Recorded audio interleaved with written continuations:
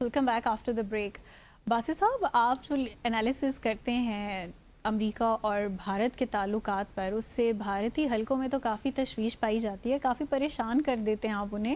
تو میں نے سوچا آج پھر ان کی پریشانی میں تھوڑا اضافہ کرتے ہیں, اور تو ان کچھ کی پریشانیوں کو کم کرنا چاہتے ہیں. آپ اتنی گراؤنڈ ریالٹیز نہ بتایا کریں نا. اچھا چلیے تھوڑا کچھ مڈل گراؤنڈ نکال لیں. چلے میں آپ سے پوچھوں گی باسط صاحب کہ بھارت امریکہ تعلقات میں ہم نے دیکھا کہ پہلے جیسی گرم جوشی نہیں رہی, اس کے کچھ باقیات نہیں بچے. تو بھارت اپنے آپ کو اب کرنٹ سچویشن میں کس طرح سے پوزیشن کر رہا ہے؟ کیا بھارت کی مشکلات میں ایک تواتر کے ساتھ اضافہ ہی ہوتا جا رہا ہے؟ دیکھیے, اس میں بہت سی چیزیں ہیں, بہت سے ویریبلز ہیں وچ آر ان پلے.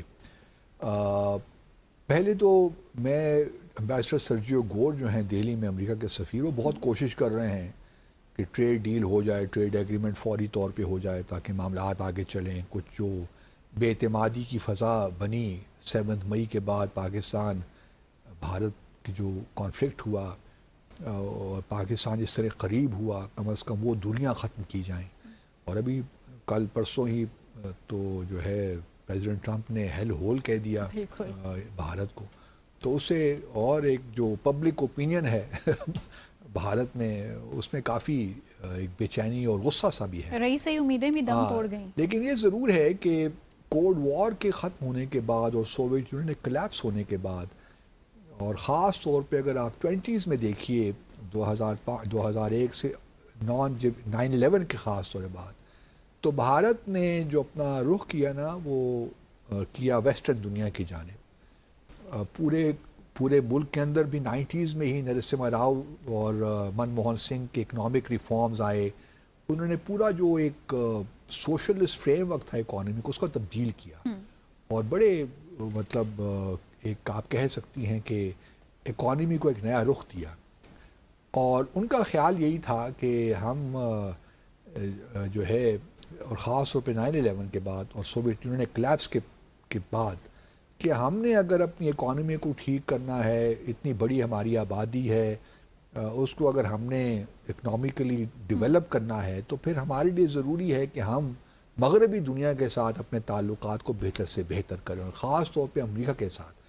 کیونکہ ہمیں اگر state of the art technology چاہیے, اگر ہمیں اسلحہ بھی چاہیے بہت زبردست قسم کا اپنے دفاع کے لیے, اگر ہمیں مشینری چاہیے, سیمی کنڈکٹرز چاہیے, جو کچھ بھی ہمیں چاہیے جو ہماری اکنامک ڈیولپمنٹ کے لیے ضروری ہے, اس کے لیے ہمارے جو مغربی دنیا کے ساتھ تعلقات اور خاص طور پہ امریکہ کے ساتھ بہت ضروری ہیں.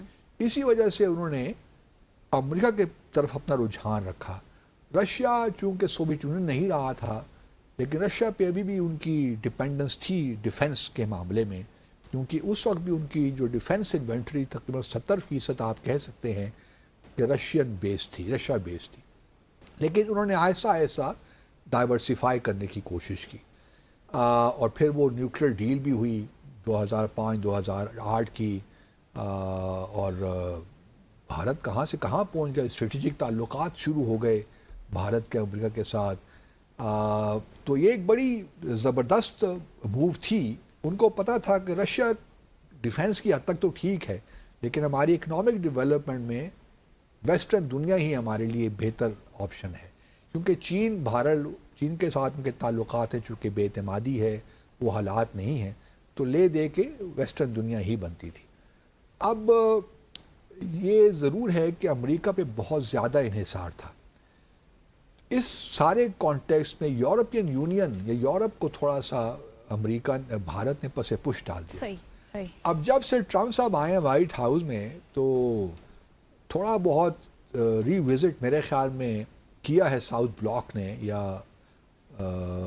جو بھارت کی وزارت خارجہ ہے, کہ تھوڑا سا ہمیں اپنے آپ کو ری اورینٹ کرنا ہے. کیونکہ جو ٹیکنالوجی کی ہم بات کر رہے ہیں, اگر امریکہ ہے تو ہم یورپ سے بھی وہ لے سکتے ہیں. اسی وجہ سے آپ دیکھ رہی ہیں کہ یورپ پہ بھی ایمفیسس بہت زیادہ ہے. اور پھر چونکہ یوکرین وار میں بھی بھارت نے مور اور لیس ایک نیوٹرل پوزیشن لی ہے, تاکہ جو یورپین کنسرنز ان کو سامنے رکھیں. ابھی آپ دیکھیں راجناتھ سنگھ صاحب جو ڈیفنس منسٹر ہیں, وہ جرمنی گئے ہوئے تھے, اور 2-3 دن کا بڑا زبردست ان کا وزٹ رہا. بڑی بڑی ڈیفنس جو وہاں پہ آرگنائزیشنز ہیں ان سے ملاقاتیں ہوئیں, اور ڈیفنس ایریا میں کولیبوریشن کی بات ہو رہی ہے. جہاں وہ رافیل لے رہے ہیں فرانس سے, تو یہاں پہ جرمن سب مرینز لے رہے ہیں, وہاں اس قسم کے معاہدے چل رہے ہیں.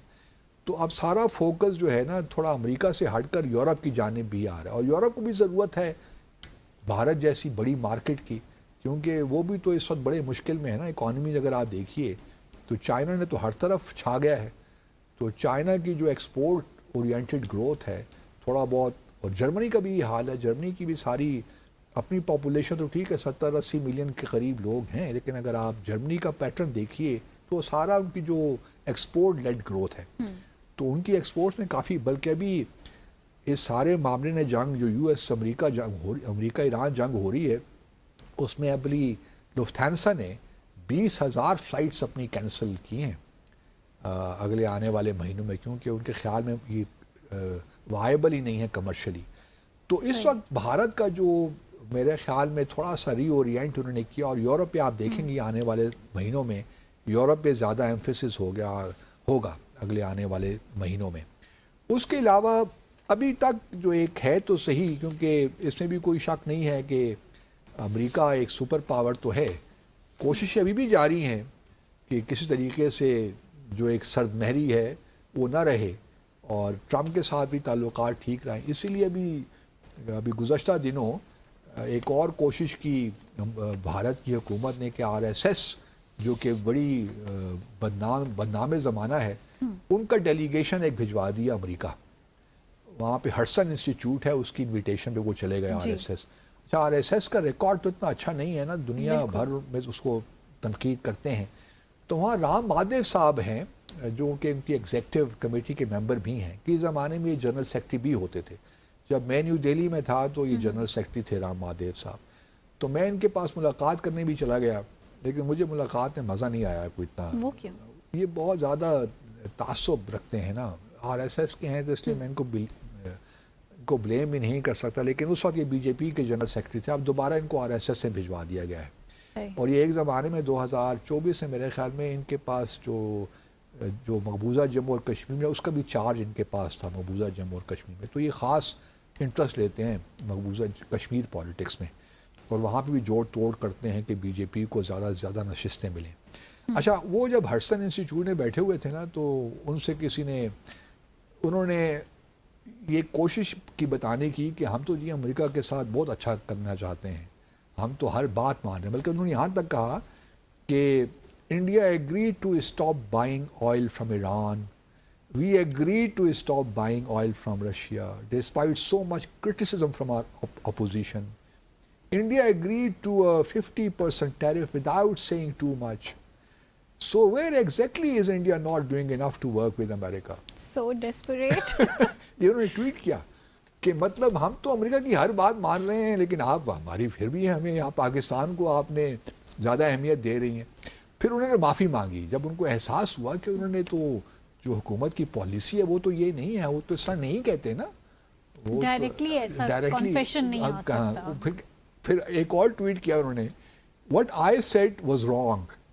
India didn't agree to stopping import of oil from Russia any time. Also, it vigorously protested 50% tariff imposition. I was trying to make a limited counterpoint to the other panelist, but factually incorrect. My apologies. تو یہ ان کو apology دینی پڑی. اس میں انہوں نے ایران کا confession نہیں کیا سیکنڈ ٹویٹ میں, رشیا کا ذکر کیا ہے, رشیا کا ذکر کیا, ایران کا تو ایسا تو نام ہی نہیں لیتے نا, ان کو پتا ہے کہ اس وقت معاملات پھر بھی غلطی کر بیٹھے, پھر غلطی کر, تیسرا کنفیشن بھی آئے گا. لیکن یہ بھی لوگ بہت کوشچن کر رہے ہیں اپنے, اگر آپ انڈین پرنٹ میڈیا دیکھیں نا خاص طور پہ, تو وہاں پہ کوشچن ریز ہو رہے ہیں کہ ایران کے ساتھ جو اس وقت بھارت کا رویہ ہے وہ بالکل ٹھیک نہیں ہے, اور یہ مستقبل میں جا کے پرابلمس کریٹ کرے گا. اسی طور اب دیکھنا یہ ہے کہ کل پرسوں میرے خیال میں ایک اور بات ذہن میں آ گئی, بشکیک کرگستان میں شنگھائی کوآپریشن آرگنائزیشن کی جو ہے نا ڈیفنس منسٹرز کی میٹنگ ہے, تو راج ناتھ سنگھ بھی وہاں ہوں گے اور خواجہ محمد آصف صاحب ہمارے ڈیفنس منسٹر بھی ہوں گے. اب پچھلے دنوں کافی بیانات آئے خواجہ آصف صاحب کے بھی اور راج ناتھ سنگھ کے بھی آئے, تو اب دیکھنا یہ ہے کہ وہاں پہ ہاتھ ملاتے ہیں کہ نہیں ملاتے. انٹرسٹنگ ہوگا. آپٹکس دیکھتے ہیں کیا ہوتا ہے, ملاقات تو نہیں ہے. کچھ پریڈکٹ تو کریں, کچھ پریڈکٹ تو کریں. میرے خیال میں نہاد شاہ نہیں ملائیں گے. خواجہ آصف صاحب کا مزاج نہیں ہے یہ. اگر ملا لیں گے تو اس کا کوئی فائدہ بھی نہیں, نقصان بھی کوئی نہیں ہے. لیکن بہرحال یہ ہے کہ راجناتھ سنگھ بھی بڑے کٹر ہندوتوا کے پجاری ہیں, تو اس وجہ ان سے بھی توقع میں نہیں رکھتا کہ وہ یہ آپ بھی کریں. بالکل بیچ کی بات کر کے میری باتیں گول کر جاتے نہیں ہیں. صحیح ڈپلومیٹک لینگویج میں جواب دیتے ہیں میری ہر بات کا. نہیں, جو چیز صحیح ہے وہی بس بیان اسی کرتے ہیں. شکوے کے ساتھ میں پروگرام کلوز کرنے جا رہی ہوں. آپ سے ملاقات ہوگی ناظرین اب next week. Till then take care, be happy, اور مت بھولیے گا ہمارا واٹس ایپ نمبر آپ کی ٹیلی ویژن اسکرینس پر آ رہا ہے, اس پر اپنی تجاویز اور سوالات بھیجنا مت بھولیے گا. منتہا حسن کو اجازت دیں, اللہ حافظ.